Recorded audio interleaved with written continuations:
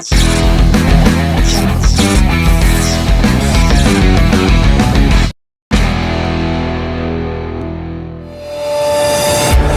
back straightaway, into turn number 3, thick thin, still 3 wide, Brandon Feeney, high, wide, and handsome.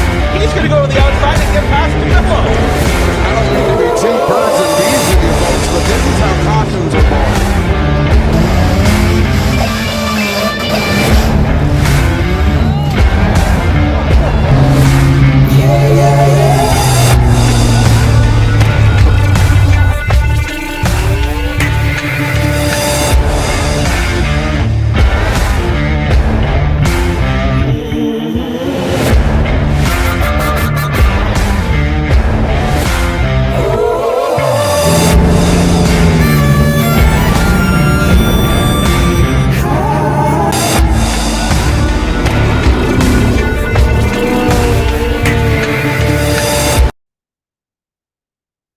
All right, welcome to episode number 30 of the Feeney Call. Thank you to everyone that's joined me as we've been getting up in the episodes here. Slowly getting more and more the hang of things and hopefully getting better as I go along. Hopefully you guys are enjoying the content I'm putting out.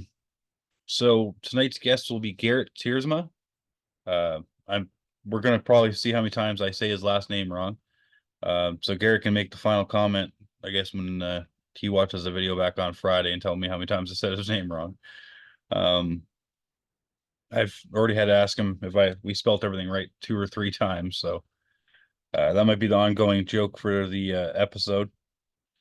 Yeah, so anyway, the week in review, after last week, there's, like I said, once again, not a lot of racing things going on, but we went go-karting with a bunch of Peterborough Speedway guys that we video game and stuff together. We started it with a under 200-pound group and an over 200-pound group, roughly. There was a couple guys that were like 190 that split either way. We went into 2 rounds of practice. Sorry, 1 round of practice, 2 qualifying heats. So somehow in the heavyweights, because I'm over 200, I qualified to be in the faster group in the final. I think I got down to a 22.9. Corey Strawn was also in the heavy group, and he got down to a 22.7, I think it was. But Sean Kennedy and Kyle Hope, those guys were 22.3, 22.4. They were just flying, especially in the electric karts. Being skinny is definitely helpful. Getting around the corners and stuff like that. It was a great day out. K1 Speed was a great host. Unfortunately, we go to the feature race time. I got the slowest kart I got all day, and that's my excuse, and I'm sticking to it. But we ran like 23.8 as a fast lap. It just didn't have what I needed to compete against those lighter guys and faster guys. But Sean Kennedy won the A main, and then Steve McNevin won the B main. With that was a little bit slower guys and gals. I gotta thank everyone that puts up with me there as we're talking a little crap, as we all do as race car drivers. I feel like that's an inherent skill. Like when you're a race car driver, you get to learn how to talk crap real well. Also, it was really good to see Spencer Mullen from G-Force out there, racing go-karts and stuff like that, and he was doing really well. He was right on my tail for the first 2 sessions until I'm like, I have to get fast for the last session. So I gave everything I had to get down the 22s, and 2 less freaking breakfast sandwiches that day would have been helpful. But yeah, anyway, long story short. Also, if you guys have been paying attention to the social media posts, we have got another podcast marketing partner in with Mighty Wipes. So Mighty Wipes is a Canadian company who uses all natural ingredients. Yeah, all natural ingredients and no alcohol and stuff like that in their wipes. So it's actually they've been really good at supporting motorsports in Ontario, and we're looking to help them branch out into the Durham region, Peterborough Speedway region, Brighton and stuff like that.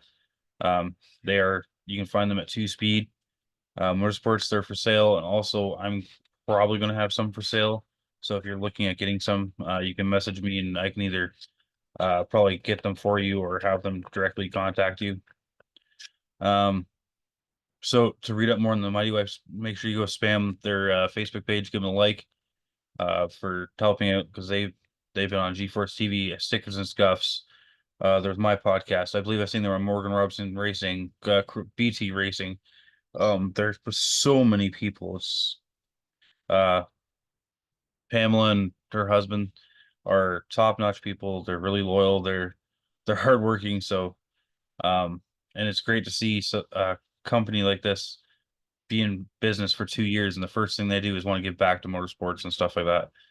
Um, so yeah, if we can take a few moments to go over there and like their Facebook page and uh, maybe blow up their Facebook page a little bit, and doesn't hurt to grab yourself a canister or two because you never know when you're going to need a Mighty Wipe. So anyway, without further ado, we're going to bring on Gerrit Tiemersma. All right, welcome to this week's episode, number 30. We have Gerrit Tiemersma. I still said that wrong, even though you just said it. No, you got it right, man. You got All it right. right. So I'm going to give you a few moments here. Why don't you introduce yourself? Well, everybody, I'm Gerrit Tiemersma. I've been racing in the Superstock division for the last 7 years in Ontario. I race in the Quick Superstock series as well. And I'm just an all-around general personality at the racetrack and especially at the oval tracks these days in Ontario. So, Gerrit, you're one of the first people that I know of that's using social media to help your racing platform, especially with the younger guys. Like, I see obviously the Facebook posts and stuff like that, but you've been doing the TikToks, the YouTubes. What Yeah. have you done to decide to kind of do that to help enhance your racing career? Does that did you see that early on to help with marketing partners and stuff like that, or how do you look at that? Well, to be honest, it all stemmed from the fact that I have always enjoyed watching YouTube. YouTube is my main, I guess, source of video content on the internet.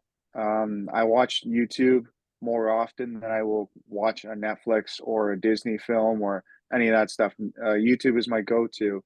So for years, especially being someone who grew up with it, or kind of became a teenager right when it all became very popular, it was just part of my life. And so you naturally see a lot of people make videos. When I was in high school, I had some interest in that. I took a video class, a video editing class, it was Comtech. You learn how to use cameras, learn how to edit videos, learn how to set a scene, learn how to come up with different angles, basically create a storyline. And when it comes to the racing side of it, um, I kind of saw an opportunity when GeForce TV started back in 2020, post COVID. When they started their Operation Green Flag campaign, where they came out the gates and started filming our races, it kind of was that whole. I didn't know the opportunity was there until it clicked, and then when they came out with the Operation Green Flag, it clicked. I said, "Man, I need to get myself on video."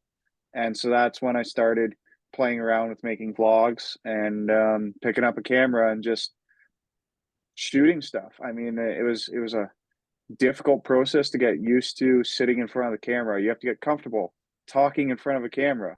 You can't, as much as I can edit things out and cut out the uhs and ums and buts. If it's just clear and precise the first time you say it in front of the camera, it's easier to edit. Your videos get better. People want to listen to you more, and it's easier to watch your video if there's less ands and ums. Yeah, you get the whole I call it the Dale Jr. Process. Because anytime you see a Dale Jr. review, it's like Yeah. well, you know what? Um.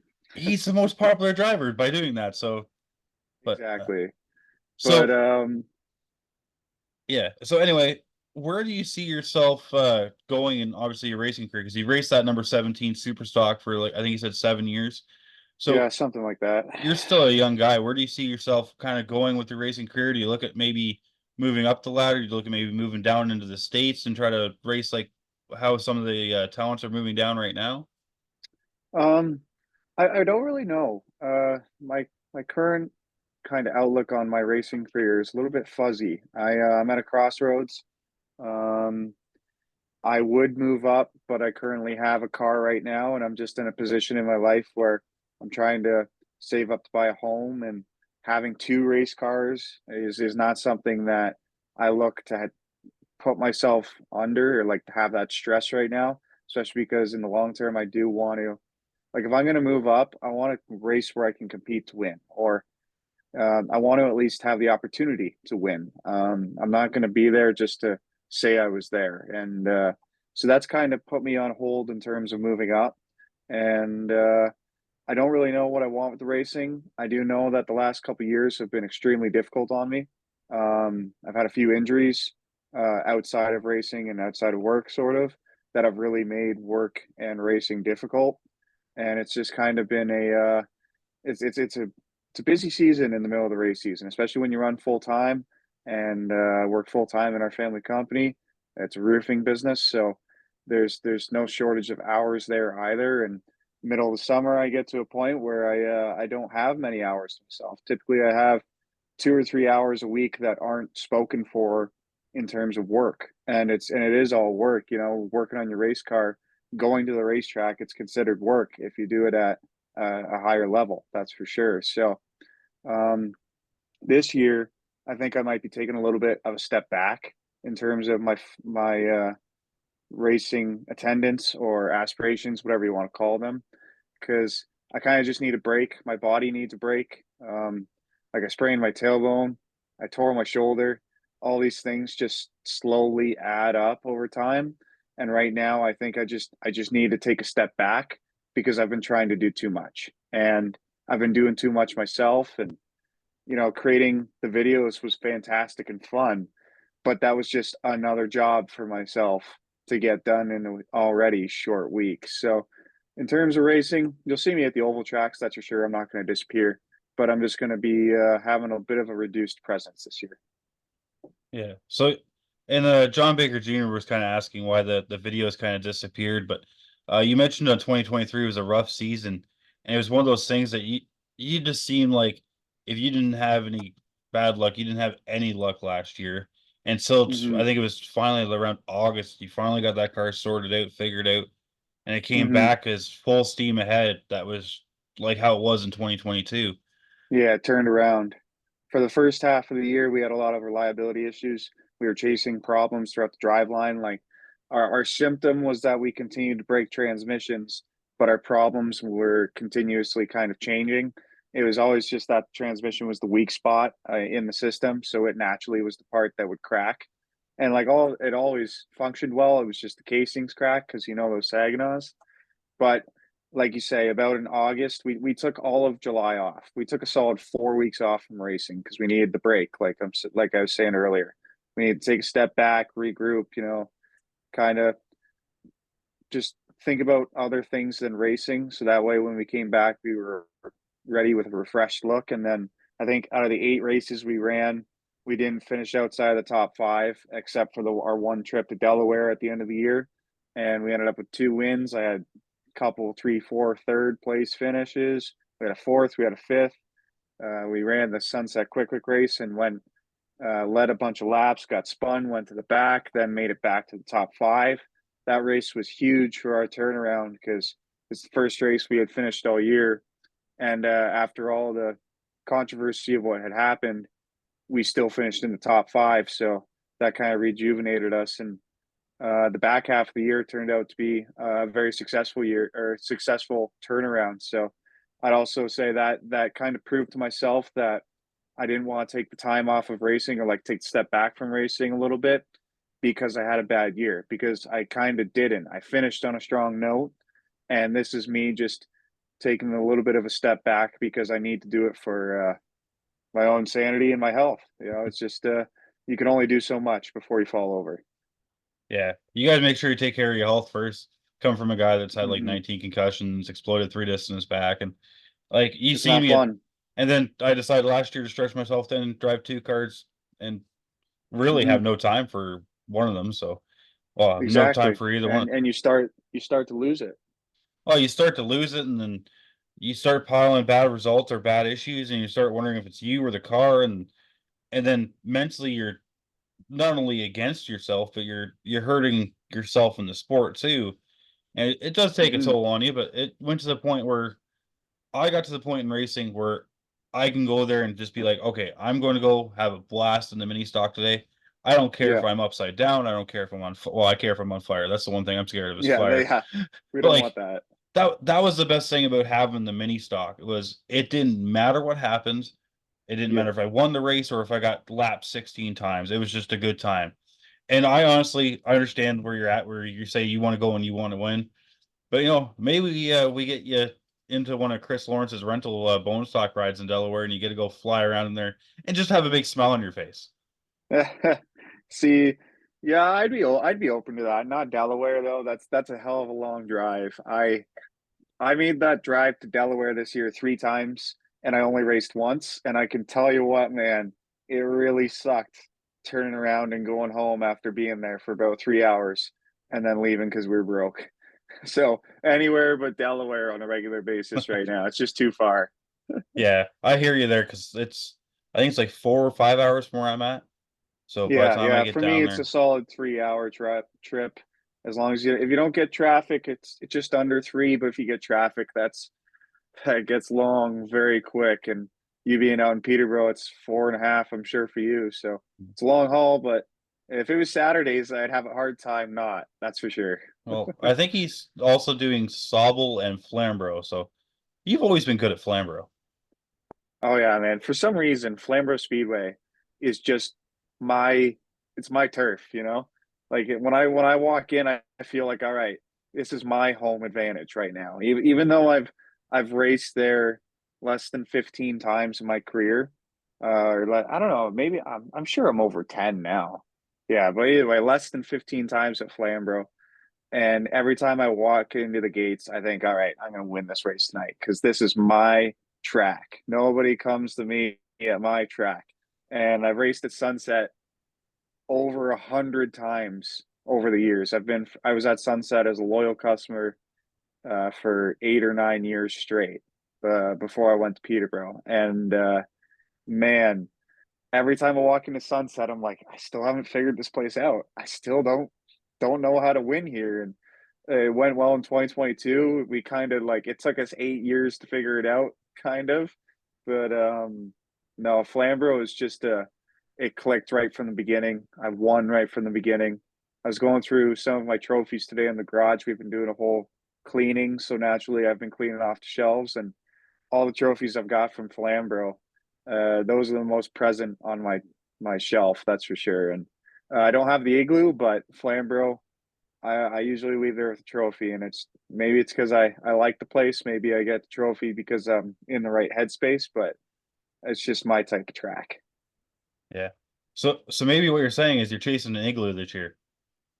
Hmm. I uh I think to be honest, I'm considering registering at Flamborough Speedway. Um, I don't. I'm not going to be registering full time anywhere this year. Um, I don't even think I really just think I'm going to hit special events. Maybe one or two extras, just because, like I say, I need to take this step back or this break in terms of uh, just my workload. But if I do go, I think I want to go to Flamborough simply because, well, they need the cars. Like they need the cars more than anyone. But also, I just I like it there. I'm fast at Flamborough. You're always right up against the wall, and that's a driver's racetrack, just like Peterborough Speedway. That's driver's track. Flamborough's a driver's track. You have to drive it very hard and aggressive, and you can't be scared to get close to the wall. And as you know, I run into the wall all the time. Yeah, you're fixing that right rear quarter panel a lot for the because like you always have a car that looks good when you show up to the track, and I swear you've touched up that right rear more than anyone during a season. But that's the Oh, one thing is 100%. when you can improve your entry angle, you can improve the speed into the corner. That's Exactly. that's how you get faster. My issue with Flamborough isn't anything against the track, is I don't know how to roll the center properly in any car I've ever taken there. I always either gas up too early or I stay on the brakes too long. I don't have that natural, I want to just let it roll and like kind of make its way through the corner. Because I'm so used to Peterborough, Yeah. where you're Yeah. either Where you do entering let it or roll. exiting. Yeah. You're either entering or exiting. So Flamborough, see, and this is where I'm good at Flamborough because my driving style from go-karting is where this originated, was you brake as late as possible and jam the gas in order to get out of the corner. That's how you make passes in competitive go-karting. You kind of just have to outbrake the guy into the corner, scramble to save it, and then hope you can hold on exiting the corner. That's how you drive Flamborough Speedway. You dive it in as hard as you can, as late as you can, slam the brakes, and then smash the gas as soon as possible, as soon as that car turns. There is no rolling at Flamborough. You're either on the brakes or on the gas.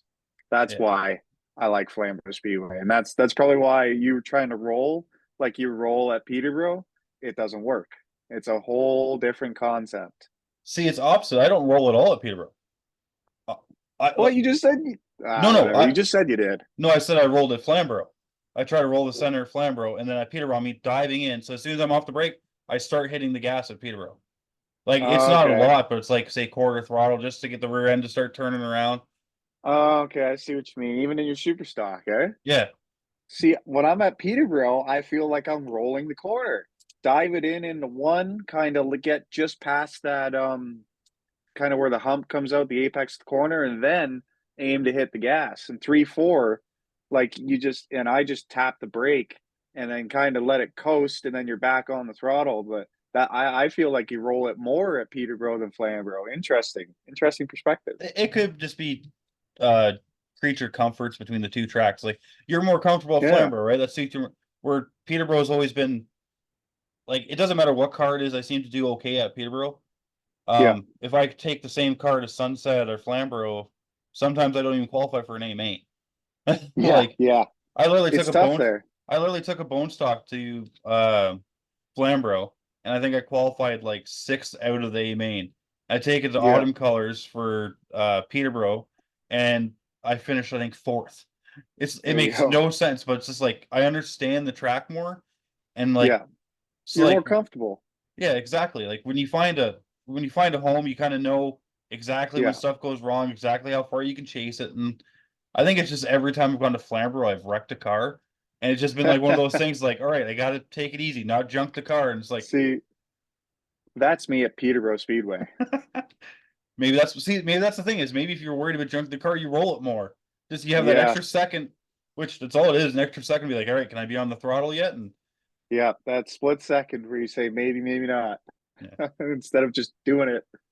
yeah. Uh, It's almost like running the very high side at Sunset Speedway. We raced in mhm. together at the what was it 2022 quick race. Yeah, yeah, I Uh, remember that you went 3 wide around the outside. well, the That leaders whole wanted the scuffle. bottom, so I'm like, Yeah, I was going to. Yeah, I wanted the bottom. Oh yeah, you were like, all right, I guess I'm going to the outside. well, Gonna take a spot. if the leaders wanted the bottom, we're Oh, still fighting for position. Like I'm still giving you guys your lane, but at the same time, it's like yeah, at that point in the quick series, there was no hardly ended cautions, and like if I didn't yeah. stay That up race with went you. green to checkered, man. Yeah, if I didn't stay up with you, we did get a caution. I had to be the first car lap down to still fight. Like I finished, I think 11th, Yeah, but it was like if I want to you're fight for the still a lap top down. 10, I gotta like stay right here and be the first car and hope we're not within the last Yeah, 10 laps. And like as soon as I went to the top side, you were still faster because your car was on rails that day, but I wasn't losing as much yeah, time as when I was trying to get pinched down to the bottom. yeah, But yeah. but yeah, The funny thing is, like, if you have a slow car at Peterborough or a slow car at Flamborough, you want to hug the bottom. If you have a slow car at Sunset, you kind of want to run the top because you then want you to keep can it keep wound your up. momentum up. Yeah, you can keep it wound up. Sunset, if you have a fast car, you run the bottom. Otherwise, you move up. Yeah. So that's why it's there. It's flipped. Yeah. Well, from like I run the wrong gear set at Peterborough and friggin' have brake lines all pinched off and Yeah, I know. it's a pain to pass a car there that's within Yeah, 2/10 of you. Like plain and you were simple. awful. You were awful to try to get around. Well, Fucking and, left, and right, up, center. I try. I didn't have any wins last year, so I had to try to get Yeah, one. yeah. Even though the car was broke, we had to try. The day I gave up trying to win is well, you don't really. The Like I day you don't. hang it up. Yeah. Well, that's the thing is like I still. I still don't mind being like aggressive in the top few spots, trying to keep your position and stuff Yeah. like that. And it's just when you get towards the back of the pack, it gets a little more calm. Just like, all right, it's not my day. See you later. But yeah, so we had a good time. I don't think we ever touched other than one time it got forced by somebody else, to be honest with you. So Yeah, that was about it. so anyway, I'm not going to keep talking about that too much. So we do have a couple fan questions for you, and I'm going to try to hit them Awesome. up. So we kind of touched on it, but Graydon and Randy Patterson asked if the super stock doesn't sell, will you be racing it, or what other plans do you have? So if it doesn't sell, because we still are trying to sell it. I haven't posted it lately, but that's just because everybody kind of knows it's for sale by now. Um, if we're hoping it does sell, and if that happens, well, cross that bridge when we get there. We'll probably look for a pro late. But if it doesn't sell, we'll be racing it on a less than full time basis at all of the racetracks. And I don't think we're going to make many appearances at any one track at all this year. I just think we're going to make a couple appearances at all of the tracks this year. Are you still looking at doing the Quick Wick series this season as well? Yeah, yeah. I think I'm probably going to do the Quick series, the special events. I plan to be at the Flying Frank 49 at Sunset Speedway. I put that on the calendar. And I think we're going to take it from there. I think if super stocks are on the card at Frostfest, we'll be going for the Igloo. And if I still have the car, then like this is my whole. If somebody gives me money in the middle of the season, they can take it. Kind of. It's not that I don't enjoy super stock racing. It's just that I'm ready to move on. I've been in it for a long time. I've had my success, and someone else. It's time for someone else to get some success with our car. Yeah. And at the same time, get your feet wet and try to learn some new skills and moving up. Exactly, exactly. I don't want to be the driver that only ever drove one type of car. That's something I kind of made clear with my team, and my dad and I talked about it because it's a partnership. Him and I both put all of our time and effort into this program. Without him, it doesn't happen, and without me, it doesn't happen. So, um, we just know that we're ready to move on from Superstock. Yeah. So, and then Alex Nagy wants to know if the hair's real, or if you just Yeah. work on it that much. See, that just sounds like a guy who's got problems with his own hair, It sounds like he's got his own issues and he's just got to point out. I mean, I appreciate the compliment. Everybody seems so obsessed with it. They got to point out. It must mean that it works, right? That's how I look at it. But yeah, I love that question from him. I did chuckle at that when I saw it on Facebook. Yeah, I've seen your reaction to it. And you know what? To be known for having nice hair isn't the worst thing in the world at the racetrack. No, man. You know So, what? I always said this like I take a lot of heat for it, and I own up to it. I give the heat back a little bit too. That's for sure. But um, people look at the chest and they know my sponsors, and they know who I am because of the hair. As much as I could put another sponsor logo on my hat and get out of every interview or every photo, have the hat on with the sponsor on it. People know me and recognize me because of the hair, and they say, "Oh, that's that guy with the hair, Gerrit, right? He's the Way Freight car." And it's just it's like an identity, You're the 38 Canadian flag guy, the guy with the big ass beard that hangs from his chin. I wouldn't say It's big ass that's the guy beard. with the beard. Oh, it's almost as big as Colton Effingham's, that's for sure. Yeah, but it's no damn price beard yet. That's true. That's true. But And either way, it's about it, and especially we talked about the marketing earlier this episode. The hair is part of the marketing. yeah, Layton Zardo and I a couple years ago had a really good championship battle, and we definitely had a lot of attention going on in the Quick super stocks. And spilling some secrets here later on, we talked about how to market ourselves and kind of how to talk up our rivalry at the time, and we kind of met behind closed doors and said, we have an opportunity to do some great things for our division and an opportunity to bring a lot of attention in a good way to all of our drivers, which we did.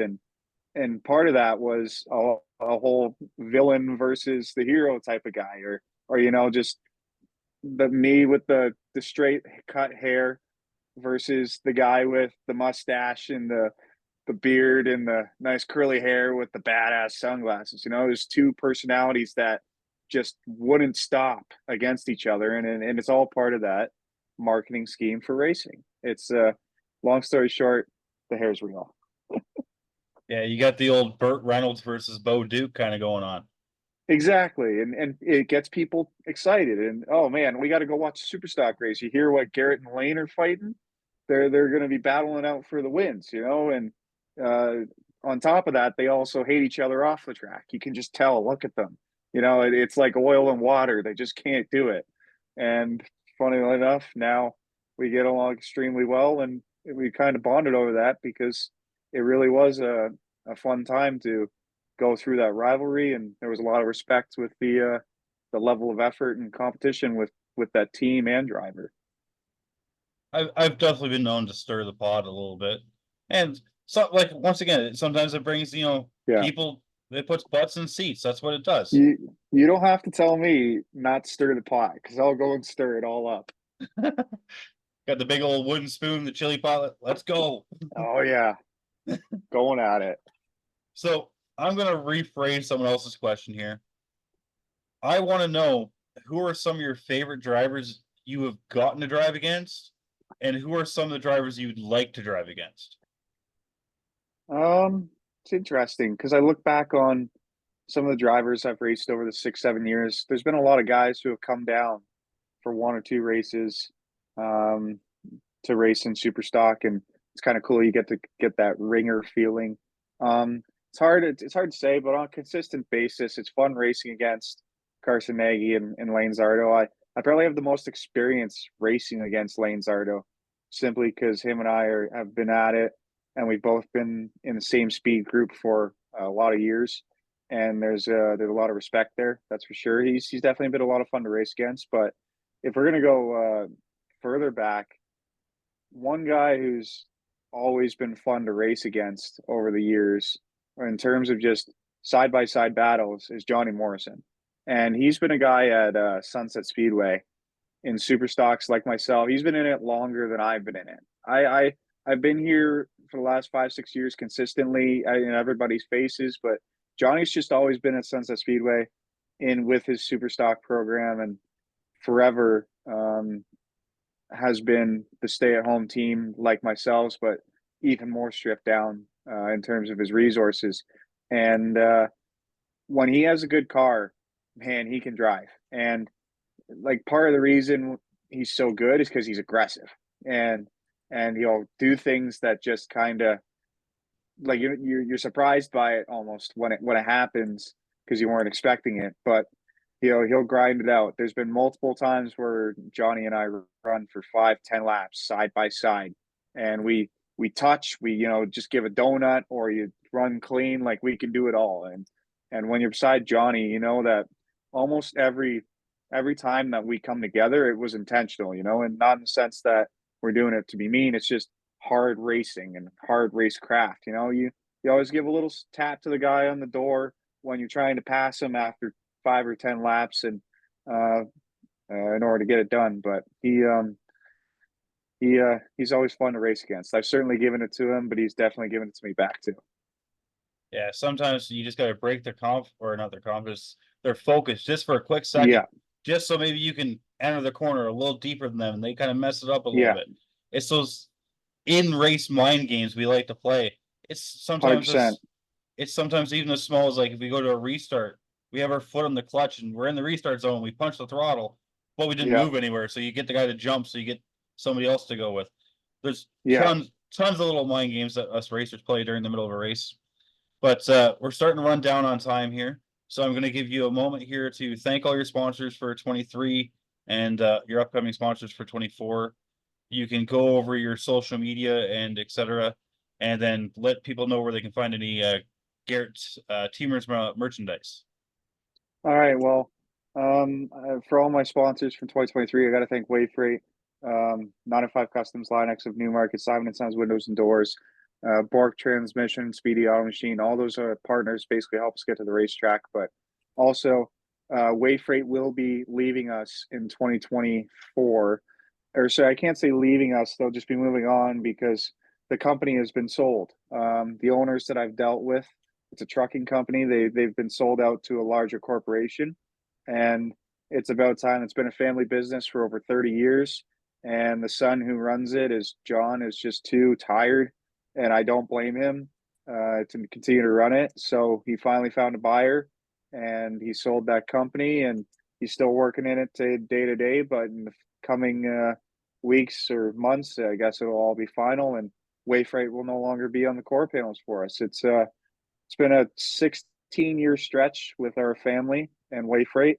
A lot of sponsorship dollars have gone into our program, and they've supported a lot of race wins of us. So it's going to be sad to see them go, but happy for the people there because they're ready to move on from what they were doing as well. And we all did a lot of good things, and we had lasting relationships over the years that I think will last a lifetime.